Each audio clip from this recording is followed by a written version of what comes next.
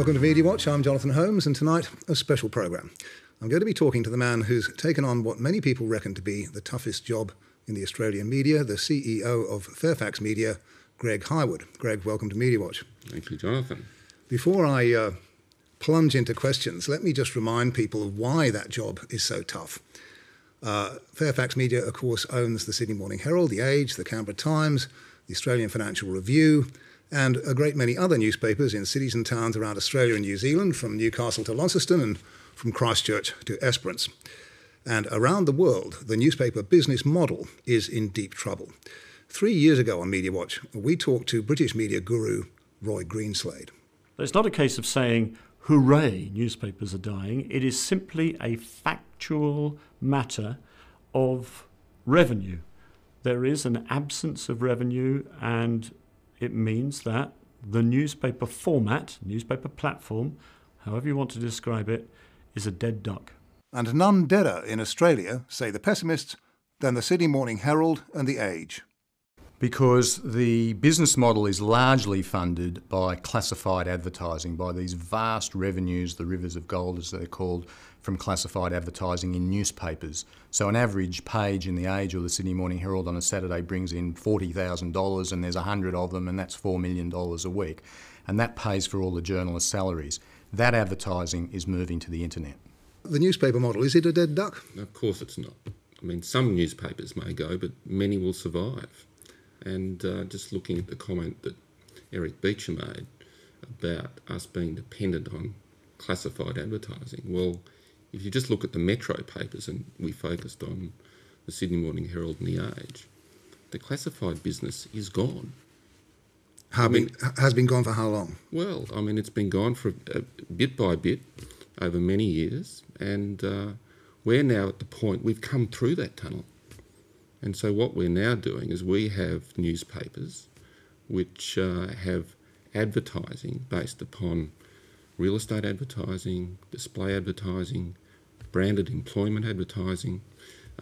There's a business model there. There's a revenue model there. But is it enough, certainly enough to survive and prosper if we get the newspapers right, if they continue to hit the market that they should hit, and frankly, if we make sure that we're operating around a cost structure which is sustainable. Okay, but you say you've got enough revenue. The fact is, you've already had to massively cut the staffs of the big newspapers, haven't you? I mean, one set of figures we got said that the Sydney Morning Herald has literally got 50% of the staff that it had 7 or 8 years ago. And in a recent memo that you just sent out to staff, you talk about, you hint at further cost cutting. I mean, are you balancing the books yet? Look, what we're going to be doing is investing in journalism. Journalism has never been more important to these metro newspapers, and I'll tell you why. The classified model of a newspaper didn't really need the journalism. It was something that the proprietor at the time, the family at the time, invested in for a range of reasons, be it social and political influence, be it a sense of public good, but it was a choice. It wasn't dependent upon the journalism. The new newspaper, the new media company, is way more dependent upon the journalism. Now, why is that? Well, it's because the journalism creates an audience. So therefore, the journalism that has driven those print publications has been put online. Now, in Fairfax terms, that's created an audience of 6 million unique browsers. Hugely successful effort in creating an audience. And what we're doing is that we're leveraging and directing that audience into a digital transaction business. What do you mean by digital transaction? It's our online real estate sites. It's our online travel sites.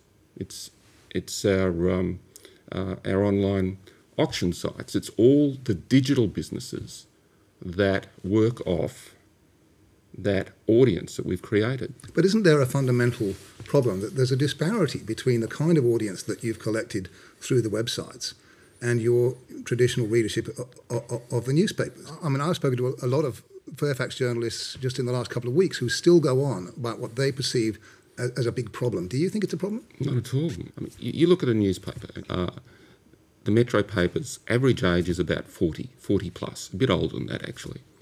Now, that's great. If you want that experience in the morning of reading the newspaper, it appeals very much to that audience. The online smh.com is something that people use quite differently. It's a younger audience. It's more like your 25 to 50-year-old audience. They're an AB audience. They're a high-quality audience that are interested in the news. And the news is online. It's all there.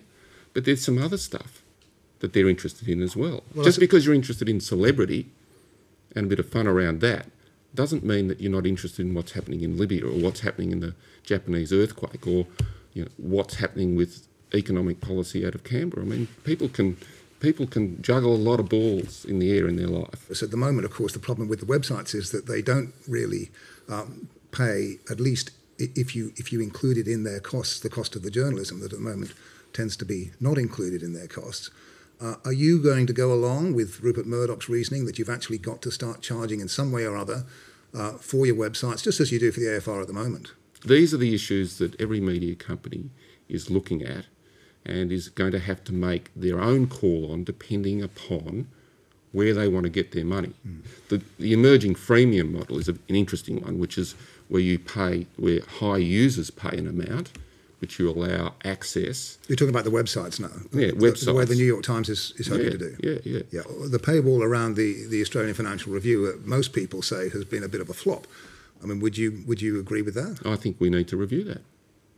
And so we're not going to expect to see a paywall around the Sydney Morning Herald and the Age in the way that, for example, at the moment Rupert Murdoch has one around the Times and the Sunday Times of London. We'll be making judgments around that depending upon the audience that would... Whether that substantially reduces our audience is an issue for us. Let's come to the apps. I mean, both the iPad, tablet, computer type of application and mobile smartphones. Do you agree that they... I mean, we talked to Mark Franz of the New York Times and Chris Mitchell last year about this, and they both were really, really excited about this possibility that this is actually the saviour of the newspaper, because you can actually run the same experience as a newspaper without all the dead trees and the printing presses and the distribution. Do you see that possibility? Well, for one thing, I don't see things as saving anything. I mean, I think there'll be great newspapers. I think there'll be great online offerings, and we'll have a great tablet, iPad, stroke Android offering. I mean, that's how people come into what we do is really neither here nor there, as long as they come into what we do. And the app, having said that, there's no doubt that the app is an exciting prospect. It is. It won't be a newspaper in any sense. It will be an entirely different experience. And what publishers have to do is to make sure that experience, and because what we're doing is offering people an experience, a newspaper experience, online, etc., it is something that really works for people. And at least it's easy to get the money up front with those applications well, in a way. And what you're seeing the publishers doing is saying, because of the nature in which the internet grew, which was free, publishers are saying, no, we're not doing that again. The tablets, the apps are going to be paid for, and you have to find a way of making sure that you create the audience for them, and then maybe you don't pay at the beginning but over time, but it's going to be a paid model. And then that means that you then have to readdress online. Well, you started off by saying you're going to invest in the journalism. Now, I have to say, talking to quite a lot of people in your newspapers at the moment, they feel that's the last thing that's been happening in the last decade. They feel really battered about their head. Can you reassure them? I think there's been a sense, particularly in the classified newspapers, that these papers have been managed into terminal decline. So what I'm saying now is that having come through that tunnel and now having newspapers which are getting their revenue through circulation and display advertising, we have to create the sustainable metropolitan newspapers which will continue to thrive. But if you look through the needs of the business, we need that journalism, and this is my point. The old model didn't need the journalism in the way that the new one does. We need the journalism, the creative journalism, and what I talk about, the art that we do. It's an art, it's a creative business, it's not a process business. Well, for example, in that email I mentioned, you said there was a little phrase in there which some people latched onto. They said, while some will think this is just about cost cutting and there has to be some, Yes. can you tell your troops and, much more important to this program, your readers, that whatever cuts are down the line, it won't continue to be cuts to the journalism, cuts to asking people to do more with less and to cover the world with fewer and fewer people? What I'll be saying is that we'll be investing in creative journalism, the journalism that people read. We need to get our journalism better and better, more interesting, more focused on our market, more focused on our readers. And the thing about this, Jonathan, is that this is just not me speaking. This is the board of the company's view. It's the view of the people who work around me. This is the view of this company at this time about the way we go forward. One last question.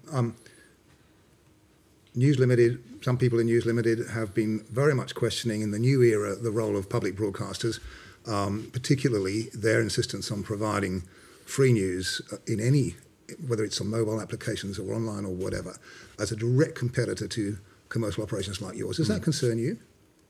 It's life. I mean, the ABC is here to stay. I think it does a great job for the people of Australia. But is it fair that it should be competing? Fair. I mean, I'd sort of, what's fair? What's fair? I think that the ABC has to fulfil its charter. There's new technologies available for it to do that. If it impacts upon the commercial operators, well, we've got to deal with it. But you do see Fairfax Media being a journalistic business thriving in 10 years' time. Oh yeah. We're in very good shape and we're a bit out of fashion, but we've got a great future, I can tell you that. Greg Hywood, thanks very much indeed. Thanks, Jonathan. And that's the programme for this Easter Monday. There will be an extended version of this interview available on our website in a few hours, and I'll be back with our normal format next week. Until then, good night.